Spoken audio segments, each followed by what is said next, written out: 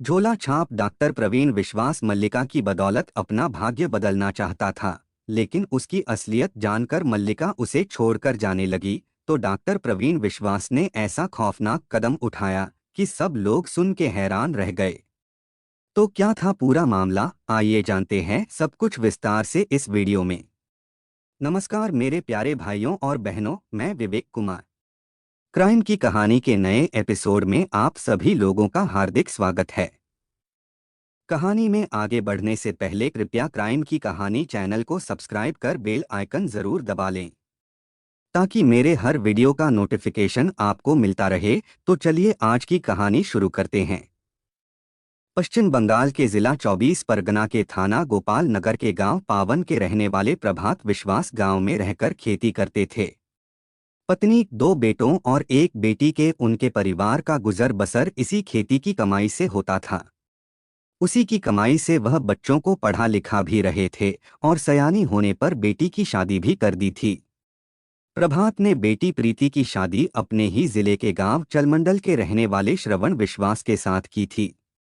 श्रवण विश्वास झोला छाप डॉक्टर था, जो चांदसी दवाखाना के नाम से उत्तर प्रदेश के जिला आगरा के थाना वाह के कस्बा जरार में अपनी क्लिनिक चलाता था।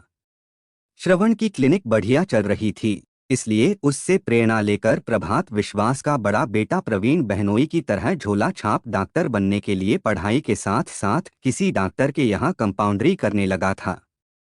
ग्रेजुएशन करते करते वह डॉक्टरी के काफी गुण सीख गया तो बहनोई की तरह अपनी क्लिनिक खोलने के बारे में सोचने लगा। क्लिनिक खोलने की पूरी तैयारी करके प्रवीण आगरा के कस्बा जरार में क्लिनिक चला रहे अपने बहनोई श्रवण के पास आ गया। कुछ दिनों तक बहनोई के साथ काम करने के बाद जब उसे लगा कि अब वह खुद क्लिनिक चला सकता है तो वह अपनी क्लिनिक खोलने के लिए स्थान खोजने लगा। प्रवीण के एक परिचित पी के राय आगरा के ही कस्बा रुनकता में क्लिनिक चलाते थे। उन्हीं की मदद से उसने रुनकता में एक दुकान लेकर बंगाली दवाखाना के नाम से क्लिनिक खोल लिया। रहने के लिए हाजी मुस्तकीम के मकान में 800 रुपये महीने किराए पर एक कमरा ले लिया। मुस्तकीम का अपना परिवार सामने वाले मकान में रहता था। उस मकान में केवल किराएदार ही रहते थे। डॉक्टर प्रवीण का कमरा अन्य किराएदारों से एकदम अलग था। प्रवीण विश्वास दिन भर अपनी क्लिनिक पर रहता था और रात को कमरे पर आ जाता था। अकेला होने की वजह से उसे अपने सारे काम खुद ही करने पड़ते थे। वह जिस हिसाब से मेहनत कर रहा था उस हिसाब से उसकी कमाई नहीं हो रही थी, इसलिए अपने हालात से वह खुश नहीं था। लेकिन उसका व्यवहार ऐसा था कि उससे हर कोई खुश रहता था। इसके बावजूद प्रवीण की किसी से दोस्ती नहीं हो पाई थी। इसकी वजह शायद यह भी थी कि वह एक ऐसे प्रांत का रहने वाला था जहां का खान पान, रहन सहन और बात व्यवहार सब कुछ वहां के रहने वालों से अलग था। इस स्थिति में प्रवीण थोड़ा परेशान सा रहता था। एक दिन वह किसी सोच में डूबा था कि उसके फोन की घंटी बजी। उसका फोन डुअल सिम वाला था। एक सिम उसने आगरा के नंबर का डाल रखा तो दूसरा सिम 24 परगना के नंबर का था। वैसे यहाँ 24 परगना वाले नंबर की कोई ज़रूरत नहीं थी, लेकिन उसने अपना पुराना नंबर इसलिए बंद नहीं किया था कि घर जाने पर शायद इसकी ज़रूरत पड़े। घंटी बजी तो प्रवीण की नज़र मोबाइल के स्क्रीन पर गई। फ़ोन 24 परगना वाले सिम के नंबर पर आया था। स्क्रीन पर जो नंबर उभरा था वह भी 24 परगना का ही लग रहा था। प्रवीण ने जल्दी से फ़ोन रिसीव कर लिया। हेलो, कौन? उसके हेलो कहते ही दूसरी ओर से किसी लड़की ने मधुर आवाज में कहा, सॉरी, गलती से आपका नंबर लग गया। प्रवीण कुछ कहता उसके पहले ही फोन कट गया। लड़की की आवाज ऐसी थी जैसे किसी ने कान में शहद घोल दिया है। प्रवीण का मन एक बार फिर उसकी आवाज सुनने के लिए होने लगा। आवाज पलटकर फोन करके ही सुनी जा सकती थी, लेकिन यह ठीक नहीं था। इसलिए वह सोचने लगा कि फोन करने पर लड़की बुरा मान सकती है। लेकिन मन नहीं माना तो डरते डरते उसने पलटकर फोन कर ही दिया। दूसरी ओर से फोन रिसीव करके लड़की ने कहा, अपनी गलती के लिए मैंने सॉरी तो कह दिया, अब कितनी बार माफी मांगूं? आप गलत सोच रही हैं। मैंने आपको फोन इसलिए नहीं किया कि आप दोबारा माफी मांगे। आपकी आवाज़ मुझे बहुत प्यारी लगी। उसे सुनने के लिए मैंने फ़ोन किया है। मैं आपकी आवाज़ सुनना चाहता हूँ। इसलिए आप कुछ अपनी कहें और कुछ मेरी सुने। प्रवीण का इतना कहना था कि उसके कानों में खिलखिलाकर हंसने की आवाज़ पड़ी। प्रवीण खुश हो गया कि लड़की ने उसकी इस हरकत का बुरा नहीं माना। हंसी रोककर उसने कहा, तो यह क्यों नहीं कहते कि आप मुझसे दोस्ती करना चाहते हैं? यही समझ लीजिए, प्रवीण ने कहा। आपको मेरा प्रस्ताव मंजूर है? क्यों नहीं, बातचीत से तो आप अच्छे खासे पढ़े लिखे लगते हैं। जी, मैं डॉक्टर हूँ। लड़की ने पूछा, कहाँ नौकरी करते हैं? नौकरी नहीं करता, मेरी अपनी क्लिनिक है। तब तो मैं आपको अपना दोस्त बनाने को तैयार हूँ। इस तरह दोनों में दोस्ती हो गई तो बातचीत का सिलसिला चल पड़ा। प्रवीण 24 परगना का रहने वाला था तो वह लड़की भी वहीं की रहने वाली थी।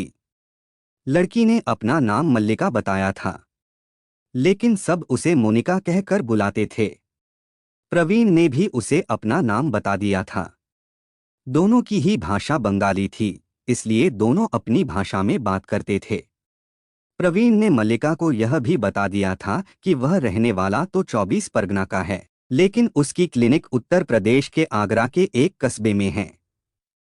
धीरे धीरे दोनों में लंबी लंबी बातें होने लगीं।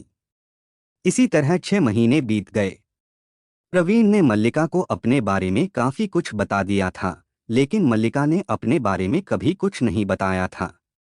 वह प्रवीण के लिए रहस्य बनी रही। प्रवीण ने जब उस पर दबाव डाला तो एक दिन उसने कहा, यही क्या कम है कि मैं तुमसे प्यार करती हूँ। बस तुम मुझे अपनी प्रेमिका के रूप में जानो। मल्लिका ने जब कहा कि वह उससे प्यार करती है तो प्रवीण ने कहा, मैं तुमसे मिलना चाहता हूँ। मल्लिका ने कहा, यह तो बड़ी अच्छी बात है। मैं भी तुमसे मिलना चाहती हूँ। तुम्हारी जब इच्छा हो आ जाओ। समझ लो मैं तुम्हारा इंतजार कर रही हूँ। मल्लिका का इस तरह आमंत्रण पाकर प्रवीण फूला नहीं समाया। वह इस बात पर विचार करने लगा कि मल्लिका को अपनी जिंदगी में आने के लिए तैयार कैसे करे। अब वह सपनों में जीने लगा था। इस तरह के सपनों की दुनिया बहुत ही रंगीन और हसीन होती है। उसने अपने प्यार को कल्पनाओं का रंग देकर एक खूबसूरत चेहरे का अक्स बना लिया था। हर वक्त वह उसी में खोया रहता था। वह 24 परगना जाकर मल्लिका से मिलना चाहता था, लेकिन मौका नहीं मिल रहा था। जब मल्लिका की बातों ने उसे प्यार में पागल कर दिया तो कामधाम छोड़कर प्रवीण 24 परगना जा पहुंचा। मल्लिका को उसने अपने आने की सूचना दे दी थी, इसलिए घर पहुंचते ही उसने मल्लिका से मिलने का स्थान और समय तय कर लिया। मल्लिका ने उसे अगले दिन 24 परगना के बस स्टॉप पर दोपहर को बुलाया था। प्रवीण तय जगह पर खड़ा इधर उधर देख रहा था। थोड़ी देर में उसे एक खूबसूरत औरत आती दिखाई दी। वह मन ही मन सोचने लगा कि अगर यही मल्लिका होती तो कितना अच्छा होता। प्रवीण उस औरत को एक टक ताकते हुए मल्लिका के बारे में सोच रहा था कि तभी वह औरत फोन निकालकर किसी को फोन करने लगी। प्रवीण के फोन की घंटी बजी तो उसका दिल धड़क उठा। उसने जल्दी से फोन रिसीव किया तो दूसरी ओर से पूछा गया, कहाँ हो तुम? तुम्हारे सामने ही तो खड़ा हूँ। प्रवीण के मुंह से यह वाक्य अपने आप निकल गया। कान से फोन लगाए हुए ही उस औरत ने मुस्कराते हुए कहा, तो तुम हो प्रवीण? हाँ, मैं ही प्रवीण हूँ, जिसे तुम इतने दिनों से तड़पा रही हो।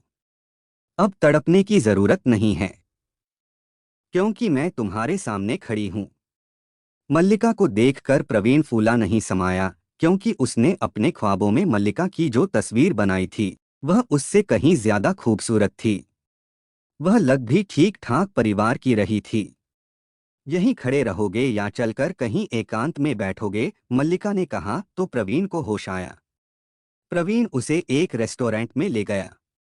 चाय नाश्ते के साथ बातचीत शुरू हुई तो मल्लिका ने गंभीरता से कहा, प्रवीण तुम सच सच बताना, मुझे कितना प्यार करते हो और मेरे लिए क्या कर सकते हो? अगर प्यार करने की कोई नापतौल होती तो नापतौल कर बता देता। बस इतना समझ लो कि मैं तुम्हें जान से भी ज्यादा प्यार करता हूँ। अब इससे ज्यादा क्या कह सकता हूँ? प्रवीण ने मल्लिका के हाथ पर अपना हाथ रखकर कहा। जब तुम मुझे इतना प्यार करते हो तो मुझे भी अब तुम्हें अपने बारे में सब कुछ बता देना चाहिए, क्योंकि मैंने अभी तक तुम्हें अपने बारे में कुछ नहीं बताया है। प्रवीण, मैं शादीशुदा ही नहीं, मेरा 10 साल का एक बेटा भी है। मेरा पति कुवैत में रहता है, जिसकी वजह से हमारी मुलाकातें 2 साल में सिर्फ कुछ दिनों के लिए हो पाती हैं। मैं यहाँ सास ससुर के साथ रहती हूँ। पति के उतनी दूर रहने की वजह से प्यार के लिए तड़पती रहती हूँ। मल्लिका की सच्चाई जान सुनकर प्रवीण सन्न रह गया। जैसे किसी ने उसे आसमान से जमीन पर पटक दिया हो। जिसे वह जान से ज्यादा प्यार करता था, वह किसी और की अमानत थी, यह जानकर उसके मुंह से शब्द नहीं निकले। उसकी हालत देखकर मल्लिका ने कहा, तुम्हें परेशान होने की जरूरत नहीं प्रवीण। मैं भी तुम्हें उतना ही प्यार करती हूँ जितना तुम। मैं तुम्हारे लिए पति और बेटा तो क्या, यह दुनिया तक छोड़ सकती हूँ। प्रवीण ने होश में आकर कहा, सच, तुम मेरे लिए सबको छोड़ सकती हो? हाँ, तुम्हारे लिए मैं सबको छोड़ ही नहीं सकती, जान तक दे सकती हूँ, लेकिन तुम मुझे मंझधार में मत छोड़ना। तुम डॉक्टर हो, इसलिए मेरे दिल का दर्द अच्छी तरह समझ सकते हो। बोलो, धोखा तो नहीं दोगे? मल्लिका गिड़गिड़ाई। मल्लिका की इस बात से प्रवीण ने थोड़ी राहत महसूस किया। इसके बाद कुछ सोचते हुए बोला, अच्छा, यह बताओ, अब तुम सिर्फ मेरी बनकर रहोगी? हाँ, अब मैं सिर्फ तुम्हारी ही होकर रहना चाहती हूँ, सिर्फ तुम्हारी। मल्लिका ने कहा, चलो अब यहाँ से कहीं और चलते हैं। प्रवीण मल्लिका को पूरी तरह अपनी बनाना चाहता था, इसलिए उसने एक मध्यम वर्गीय होटल में कमरा बुक कराया और मल्लिका को उसी में ले गया। एकांत में होने वाली बातचीत में प्रवीण जान गया कि मल्लिका के मायके और ससुराल वाले काफी संपन्न लोग हैं।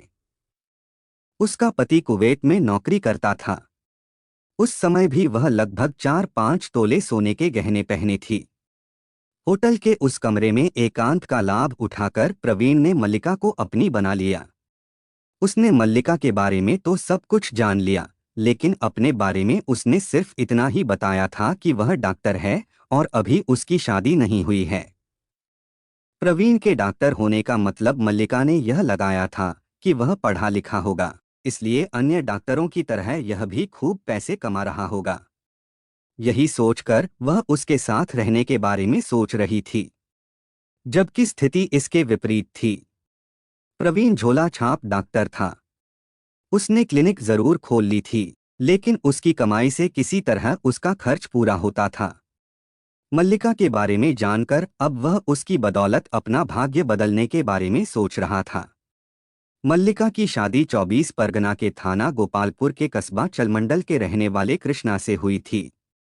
24 परगना शहर में उसकी विशाल कोठी थी। ससुराल में मल्लिका को किसी चीज की कमी नहीं थी। कमी सिर्फ यही थी कि पति कुवैत में रहता था और वह यहाँ सास ससुर के साथ रहती थी। वह पति के साथ रहना चाहती थी, जबकि कृष्णा उसे कुवैत ले जाने को तैयार नहीं था। उसका कहना था कि अगर दोनों कुवैत चले गए तो माँ बाप यहाँ अकेले पड़ जाएंगे। मल्लिका बेटे अपूर्ण में मन लगाने की कोशिश करती थी, लेकिन बेटा बड़ा हो गया तो उसे पति की कमी खलने लगी थी। उसकी जवान उमंगें तन्हाई में दम तोड़ने लगी थीं। उसके जिस्म की भूख उसे बेचैन करने लगी थी। ऐसे में ही उसका फोन गलती से प्रवीण के मोबाइल पर लग गया, तो दोनों की दोस्ती ही नहीं हुई, अब मेल मिलाप भी हो गया था। उसके बाद उसकी जैसे दुनिया ही बदल गई थी। मुलाकात के बाद जिस्म की भूख भी बढ़ गई और प्यार भी बढ़ गया। कुछ दिन गांव में रहकर प्रवीण वापस आ गया। अब दोनों के बीच लंबी लंबी बातें होने लगीं। मल्लिका उसके सहारे आगे की जिंदगी गुजारने के सपने देखने लगी थी, क्योंकि उसे पता था कि कृष्णा में कोई बदलाव आने वाला नहीं है। इसलिए उसकी परवाह किए बगैर एक दिन उसने प्रवीण से कहा, भाई, इस तरह कब तक चलेगा? आखिर हमें कोई ना कोई फैसला तो लेना ही होगा। इस विषय पर फोन पर बात नहीं हो सकती। दुर्गा पूजा पर मैं घर आऊंगा तो बैठकर बातें करेंगे, प्रवीण ने कहा और घर जाने की तैयारी करने लगा। दुर्गा पूजा के दौरान दोनों की मुलाकात हुई तो तय हुआ कि इस बार प्रवीण आगरा जाएगा तो मल्लिका भी उसके साथ चलेगी। वहां दोनों शादी करके आराम से रहेंगे। उस समय मल्लिका ने यह भी नहीं सोचा कि कृष्णा घर परिवार से उतनी दूर उसके और बच्चे के सुख के लिए ही पड़ा है। अपने जिस्म की भूख मिटाने के लिए उसने अपने 10 साल के बेटे की चिंता भी नहीं किया। जिस दिन मल्लिका को प्रवीण के साथ जाना था, वह सास से बाजार जाने की बात कहकर घर से निकली थी। सुबह की निकली मल्लिका जब रात तक घर नहीं लौटी तो सास ने उसकी तलाश शुरू किया। घर में कोई था नहीं, इसलिए फोन करके खास खास रिश्तेदारों को बुला लिया। जब मल्लिका का कुछ पता नहीं चला तो कृष्णा को फोन किया गया। पत्नी के लापता होने की सूचना मिलते ही कृष्णा आ गया। उसने पत्नी की गुमशुदगी दर्ज करा दिया तो पुलिस भी मल्लिका की तलाश करने लगी। प्रवीण मल्लिका को लेकर पहले जरार में रह रही अपनी बहन के यहाँ गया। बहन प्रीति ने जब मल्लिका के बारे में पूछा तो प्रवीण ने बताया कि यह उसकी पत्नी है, उसने उससे शादी कर ली है। खूबसूरत मल्लिका को देखकर प्रीति बहुत खुश हुई। उसने भाई और कथित भाभी मल्लिका की खूब आवभगत किया। बहन के घर रहते हुए प्रवीण ने मल्लिका के साथ नागपुर जाने की योजना बनाई।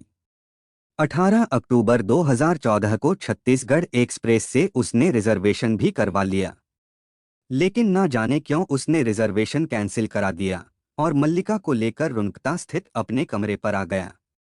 मल्लिका ने रुनकता स्थित प्रवीण का कमरा और क्लिनिक देखा तो सन्न रह गई। वह जो सोचकर प्रवीण के साथ आई थी, यहाँ उसका एकदम उल्टा था।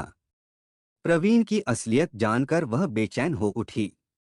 उसने गाड़ी बंगला नौकर चाकर का जो सपना देखा था, उस सब पर पानी फिर गया था। मल्लिका समझ गई कि उसके साथ धोखा हुआ है, लेकिन अब वह फंस चुकी थी। उसकी समझ में नहीं आ रहा था कि अब वह क्या करे। सिर्फ शारीरिक सुख से तो जिंदगी बीत नहीं सकती थी, इसलिए वह इस बात पर विचार करने लगी कि आगे क्या किया जाए। प्रवीण अगले दिन मल्लिका को ताजमहल दिखाने ले गया। वहां उसने उसके साथ फोटो भी खींचवाए। प्रवीण शायद मल्लिका के मन की बात भाप गया था, इसलिए वह उसे समझाने लगा कि जल्दी ही वह दूसरा मकान ले लेगा। बाजार में कोई अच्छी सी दुकान लेकर बढ़िया क्लिनिक खोल लेगा। अभी तक वह अकेला रहता था, इसलिए उसे किसी बात की चिंता नहीं थी, लेकिन उसके आ जाने से उसे चिंता होने लगी है। दिवाली पर प्रवीण मल्लिका के साथ अपनी बहन के यहाँ जरार गया, लेकिन अगले ही दिन वापस आ गया। प्रवीण की लाख कोशिश के बावजूद मल्लिका का मन बदल चुका था। वह समझ गई थी कि यहाँ जल्दी कुछ बदलने वाला नहीं है। उसे बेटे की भी याद आने लगी थी। उसे अपनी गलती का एहसास हो गया था, इसलिए उसने जरार से रुनकता आते समय रास्ते में ही प्रवीण से कह दिया था कि इस स्थिति में वह उसके साथ नहीं रह सकती। घर पहुंचकर मल्लिका वापस जाने की तैयारी करने लगी। प्रवीण उसे समझाने लगा कि अब वह उसके बिना अकेला नहीं रह पाएगा। प्रवीण को इस बात की भी चिंता सता रही थी कि मल्लिका अपने साथ जो लाखों के गहने और नकद ले आई है, उसे भी अपने साथ ले जाएगी। फिर तो इतनी मेहनत करके भी वह कंगाल का कंगाल रह जाएगा। 25 अक्टूबर को भैया दूज थी, इसलिए क्लिनिक बंद थी। पूरा दिन प्रवीण मल्लिका को समझाता रहा, लेकिन किसी भी तरह मल्लिका रुकने को तैयार नहीं थी। प्रवीण को मल्लिका के जाने की उतनी चिंता नहीं थी, जितनी चिंता उसके गहनों और रुपयों को साथ ले जाने की थी। इसलिए उसने सोच लिया कि भले ही उसे मल्लिका की हत्या करनी पड़े, लेकिन वह साथ लाया माल मल्लिका को ले नहीं जाने देगा। यही सोचकर वह रात 8 बजे के आसपास मुस्तकीम की दुकान से कोल्ड ड्रिंक की 2 बोतलें खरीद लाया। मल्लिका की नज़र बचाकर उसने एक बोतल में नशे की दवा मिला दिया। इसके बाद उस बोतल को मल्लिका को देकर दूसरी बोतल खुद पीने लगा। कोल्ड ड्रिंक पीते हुए भी उसने मल्लिका से कहा कि वह जिद छोड़ दे, लेकिन मल्लिका ने साफ साफ कह दिया कि अब वह यहाँ रुककर जिंदगी बर्बाद करने वाली नहीं है। इसके बाद प्रवीण चुप हो गया।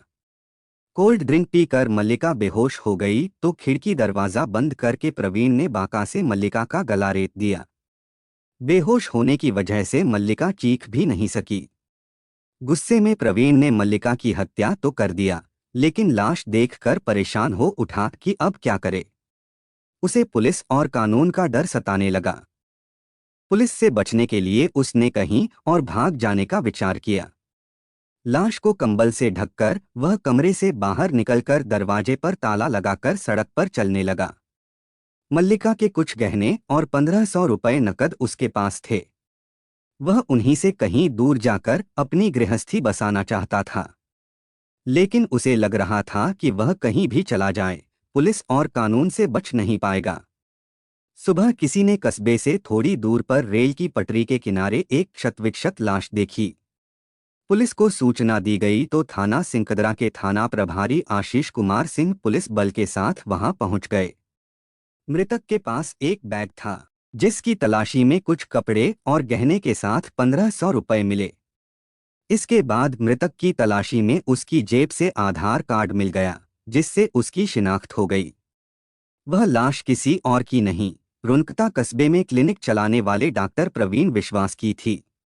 पुलिस को जब बताया गया कि इसके घर में इसकी नवविवाहिता पत्नी भी है, तो थाना प्रभारी ने उसे सूचना देने के लिए एक सिपाही को भेजा। कमरे में बाहर से ताला बंद था। अब सवाल यह था कि उसकी पत्नी कहाँ गई। किसी ने खिड़की की झिरी से झांक कर देखा तो अंदर एक महिला की लाश दिखाई दिया। पुलिस ने ताला तोड़वाया तो पता चला कि अंदर पड़ी लाश उसकी नवविवाहिता पत्नी की थी। पुलिस ने कार्रवाई करके दोनों लाशें पोस्टमार्टम के लिए भिजवा दिया। प्रवीण के कमरे में मिली डायरी से उसके बहनोई श्रवण विश्वास का फोन नंबर मिल गया, तो पुलिस ने उसे फोन करके डॉक्टर प्रवीण की आत्महत्या और उसकी पत्नी की हत्या की सूचना दे दिया। श्रवण पत्नी प्रीति के साथ रुनकता पहुंचा। इसके बाद पुलिस ने उसी की ओर से प्रवीण के खिलाफ मल्लिका की हत्या का मुकदमा दर्ज करने के बाद आत्महत्या का मुकदमा दर्ज कर लिया। पुलिस को डॉक्टर प्रवीण विश्वास के पास से एक मंगलसूत्र, एक जोड़ी कान के टॉप्स, 2 जोड़ी बच्चों के चांदी के कड़े और 1500 रुपए नकद मिले थे। मल्लिका कान में टॉप्स, गले में चेन, अंगूठियां और नाक में जो कील पहने थी वे उसके शरीर पर मौजूद थे। पुलिस ने मल्लिका के पास से मिले मोबाइल फोन से एक नंबर मिलाया। संयोग से वह उसके पति कृष्णा का था। बातचीत के बाद पुलिस ने जब उसे मल्लिका की हत्या की सूचना दी तो उसने जल्दी से जल्दी आगरा पहुंचने की बात कही। कृष्णा ने कहा ही नहीं बल्कि अगले दिन अपने चाचा विश्वजीत के साथ आगरा पहुंचा। उसने आगरा में ही मल्लिका का अंतिम संस्कार कर दिया। उसका कहना था कि मल्लिका अपने साथ लाखों के गहने और नकदी लेकर आई थी। डॉक्टर प्रवीण के घर वालों ने भी उसका आगरा में ही अंतिम संस्कार कर दिया था। इस तरह स्वार्थ में अंधे प्रवीण ने प्यार की हत्या तो की ही, आत्महत्या करके अपने साथ एक और घर बर्बाद कर दिया। कहानी को लास्ट तक सुनने के लिए आपका धन्यवाद। इस कहानी के बारे में अपनी राय कमेंट करके ज़रूर बताइएगा और ऐसी ही अपराध की सच्ची कहानियों के लिए हमारे चैनल क्राइम की कहानी को सब्सक्राइब कर लीजिए। कहानी को लाइक और शेयर ज़रूर करें। धन्यवाद।